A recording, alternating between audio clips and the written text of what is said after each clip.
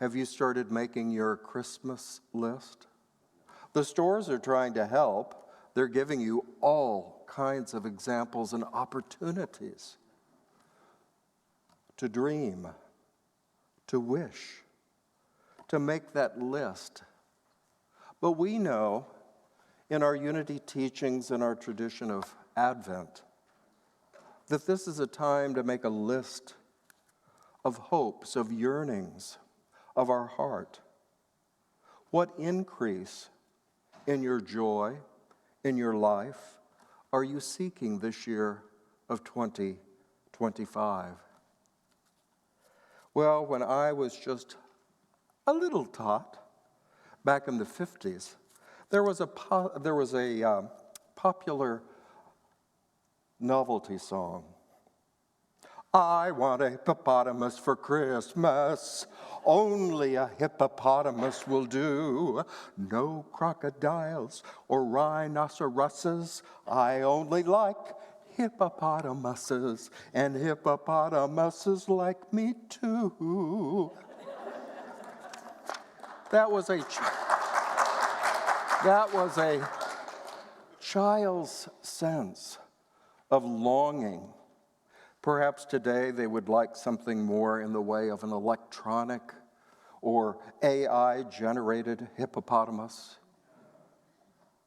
But they set their sights on something. They yearned and they wished.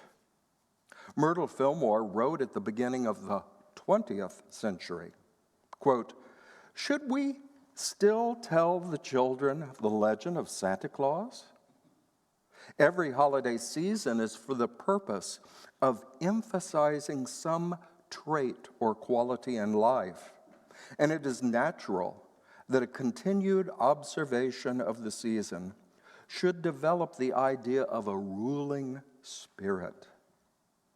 We can learn a most important lesson from the faith of a child who hangs his stockings by the fireplace for Santa Claus to fill with the gifts he has been asked to place in it. Instead of trying to lessen the faith of the child in that unseen helper, it would be vastly beneficial to us if we learned from him how to ask, how to stretch forth an empty hand, a seeking mind, and find that it will be filled." Myrtle continued, "Of course, it is not necessary to lay stress upon the Santa Claus personality. The teaching should be that there is a loving helper who answers our prayers, an ever-ready provider for all our needs. Gradually, the teaching can lead the child more and more to understand that every good thing comes from the spiritual source, but always faith and willingness to receive, to ask, are conditions under which our prayer is brought into visible answer." So we, like those little tots, can begin a spiritual practice now in Advent by asking ourselves, what are we seeking? What are we longing for? That's our hope. The next stage, the next higher step, is faith in knowing that this desire is already in the process of being filled. I'll share with you my personal insight in trying to distinguish for myself between hope and faith. Hope is that yearning. And years ago, as Unity became more organized in teaching the Advent wreath and all that it symbolized, in the beginning they wanted to drop hope from this first week of Advent and just make it faith. And why was that? Well, there are some teachings from Charles Fillmore that said hope is immature faith. So they thought, well, we'll just leave hope out. Well, people rebelled and complained. And so now in our Advent booklets and other things that come to us from Unity headquarters, this first week of Advent is once again hope and faith. I always taught that hope is like that child making the Christmas list, hoping that Santa would bring this certain item. It's a seeking, a yearning, a striving. But then it's the next step of faith that knows the process is already unfolding and in time will appear as the thing desired. So my personal experience with these two words came in 2016 when I was so terribly ill.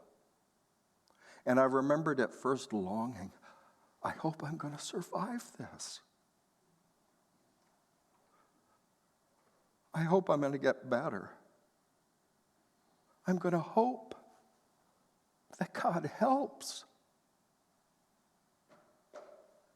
And then my own revelation was, but my faith tells me my healing is already in process.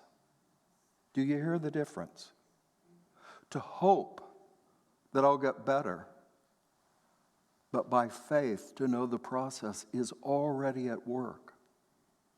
My body was already striving, although it was a struggle for a while, to establish wellness, balance, wholeness in my physical body again. So this first week of Advent, as we begin this journey toward Bethlehem symbolically, as a realization of the Holy Child, the divine presence born within each one of us, I believe we must first hope for it. See it as a possibility, as those wise ones traveled following that star that eventually led them to the actual city of Bethlehem. We have to hope and we have to strive for something. Begin to think that it's possible that our dream could be filled, that our healing could be established, that our prosperous blessing could materialize. But on that path, we wake up to the meaning of faith. It is the assurance of things hoped for, as the letter of the Hebrews describes it. It is to know the process. The goodwill of God is already active in our life.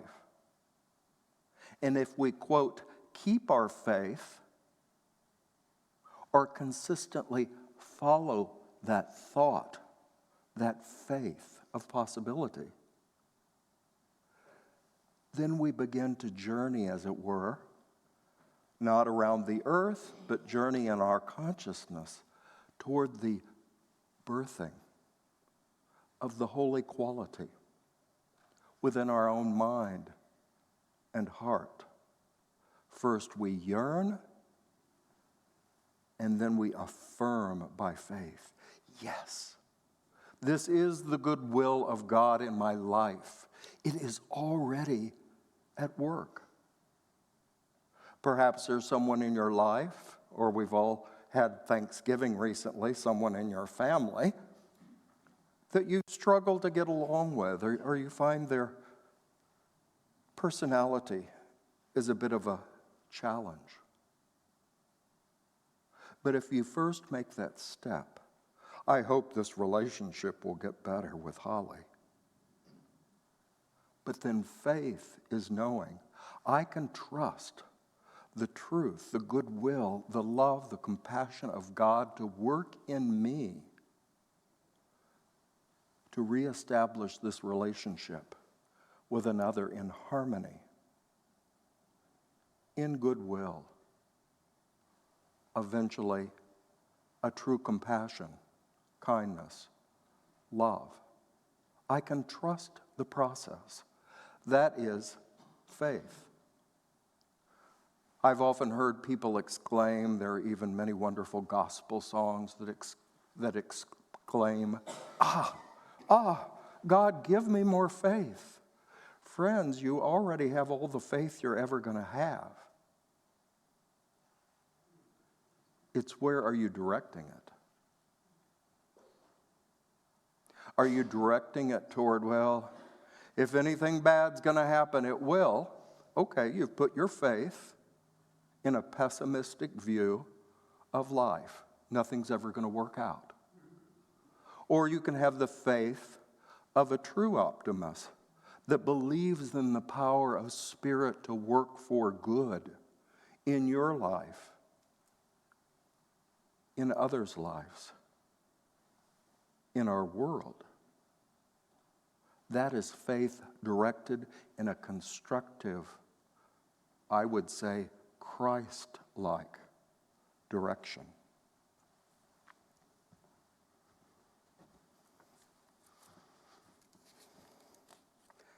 As our daily word suggests on this first Sunday of Advent, hope held, hope grasped, evolves into a faith that sees the way forward of every good desire. The child within us may first want a hippopotamus, a specific expression of a wish fulfilled. But this great expectation evolves into a deep faith that God always provides a way for our hope to be fulfilled. Ernest Wilson, a Unity minister, very beloved, and Charles Fillmore asked Ernest to take over the Unity work in Kansas City when Charles retired. And Ernest had a wonderful statement that when you hope, when you catch that vision of a greater good in your life, that's its first phase of coming into being, is hope. Now, if you drop that hope, that's never going to happen. You have just cut the circuit for that hope to manifest. But if you stay with it, you keep affirming it. And hear me. This is my old Unity teacher coming out. Hear me. To stick with that hope and to keep affirming it is not your personality trying to will it into existence. It is instead, holding that hope is holding your faith that God will provide at the right time and in the best form for your life. That's a real careful distinction that many people struggle in their Unity studies because they think affirming means getting an idea in your limited human mind, and if you say it enough, you will will it into happening. No. Unity teaches affirming that hope means aligning yourself with the goodwill of God, the Spirit of all things that always wants the best for you. So you align yourself with that truth. It's not your spirit trying to force something to happen. It's you aligning yourself with the creative power and flow of God. Jesus, in his so-called Sermon on the Mount, where he spoke to great crowds, posed the question, is there anyone among you who, if your child asks for bread, you would give a stone? Or if the child asks for a fish, you would give a snake? If you then, who are not yet spiritually mature know how to give good gifts to your children, how much more will your God in heaven give good things to those who ask? Perhaps that was the first Christmas list ever written. This question of Jesus was preceded by another one as he spoke to the people. Ask, and it will be given you. Seek, and you will find. Knock, and the door will be opened for you. So as we begin this Advent season, or this time of seeking, or beginning a spiritual quest to fully recognize the holy birth of divine life within us, the very child of God, we are building a divine image of the manger, or birthing place, for the ultimate realization of what eternal life is ever creating in us. The 17th century German mystic Angela Salesius proclaimed, "If Christ were born in Bethlehem 1,000 times, and not in thee thyself, then thou art lost to eternity." My paraphrase of that is, if you are not aware of the Christ born within you, then you do not have an awareness of your eternal spirit.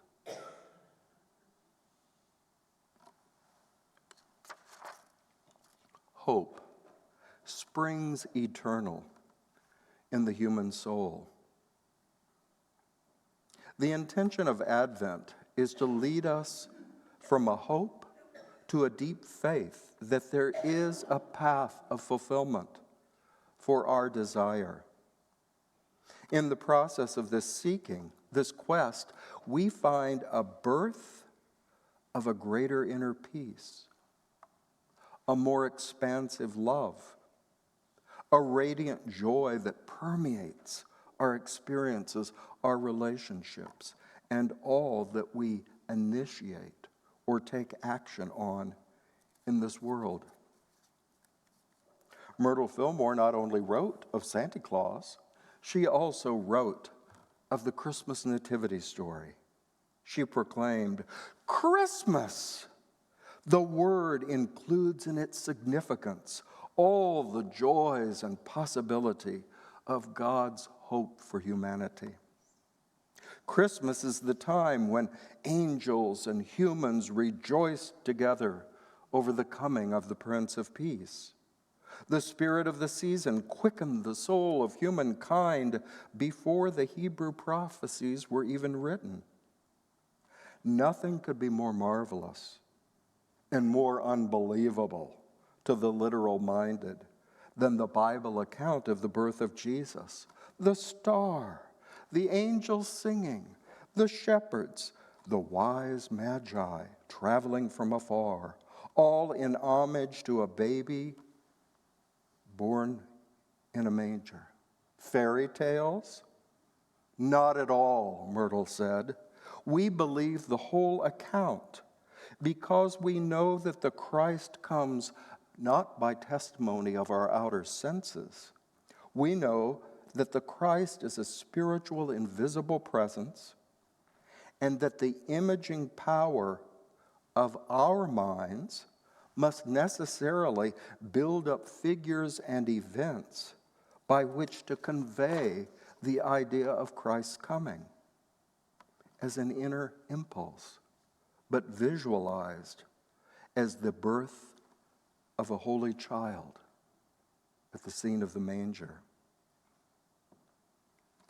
Well, this Advent season, it may seem like a fantastic Christmas list for you to hope for greater faith, peace, love, and joy in your life. But these are gifts that are lasting. The hippopotamuses, by the way, that song was so famous in the 1950s, came out of Oklahoma. And the Oklahoma Zoo had a fundraiser so that the little child that song was about could actually have, and they did actually buy, a hippopotamus for that child, who in turn donated it to the Oklahoma City Zoo, and it lived on for 50 years. So that wasn't just a made-up song. So I invite you, let us turn to the silence, to our inner soul where we can imagine this manger, this birthing place of the Holy Child. That Holy Child that represents the creative power of life within us, that can follow a star to a greater glory. So I invite you to close your eyes, and as you're ready, begin to imagine a manger, perhaps something more familiar to you. Some place where the new can be born, can come forth. A place in your imagination where hope is renewed and your faith in life is strengthened. We heard it in the plaintive cry, O come, Emmanuel, and ransom captive Israel that mourns in lonely exile here until the Son of God appears. We can hope for release from any limitation in our life. We can hope to return from any exile or sense of separation or not belonging. We can return to that innocent state of the small child whose eyes light up at the thought of what will Santa Claus bring. That joy that there is good on its way to us. But we must ask ourselves, are we prepared to receive it? Is our mind open to the possibilities? Is our heart ready to receive what can become? Because until we are ready and receptive, that holy impulse of God cannot be born within us.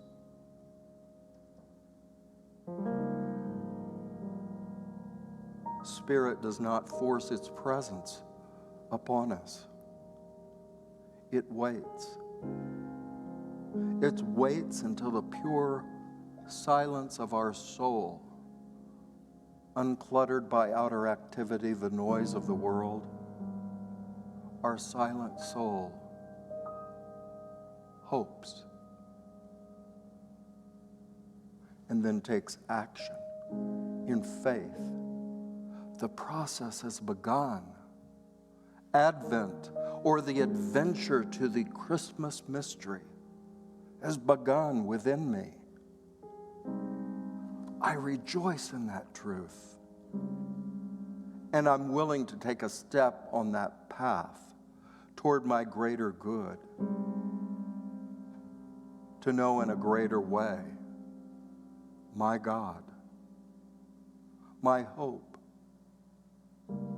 my salvation, which means wholeness.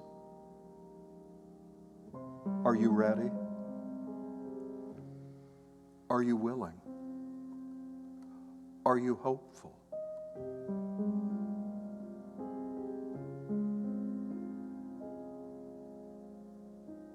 God leaves it up to you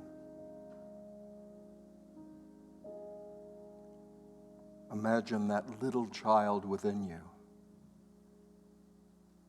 hoping for good to come.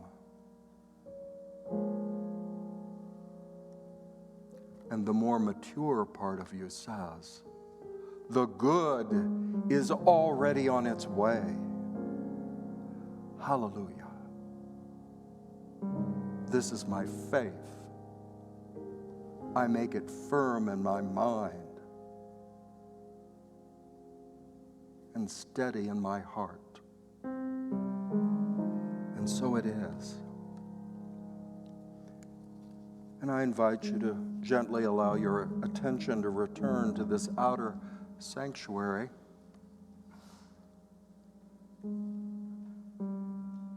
And to know that this prayer, this silent time, you have taken a step in the adventure toward true Christmas. Thanks be to God that it is so.